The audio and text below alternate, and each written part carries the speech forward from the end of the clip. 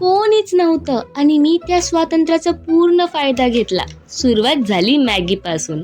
Maggi म्हणजे माझ्यासाठी फक्त फूड नाही, ती एक चाइल्डहुड मेमरी आहे. भविष्यात कितीही नवीन नूडल्सचे ब्रँड्स आले तरी माझ्यासाठी मॅगी नेहमी स्पेशल राहणार, कारण ओल्ड इज गोल्ड.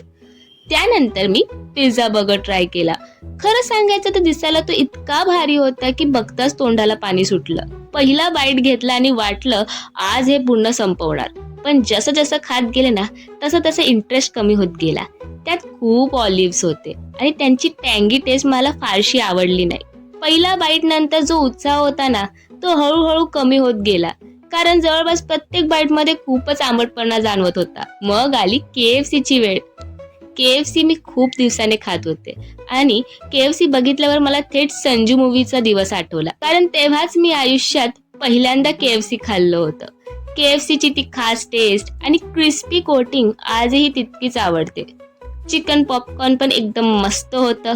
अँड शेवटी I had watermelon and mango. हे सगळं मी अशा आनंदाने खाल्लं जसं उद्यापासून पुन्हा कधीच मिळणार नाही. खरं सांगायचं तर हा दिवस खाण्याच्या बाबतीत एकदम मेमोरेबल ठरला. Bye, have a nice day.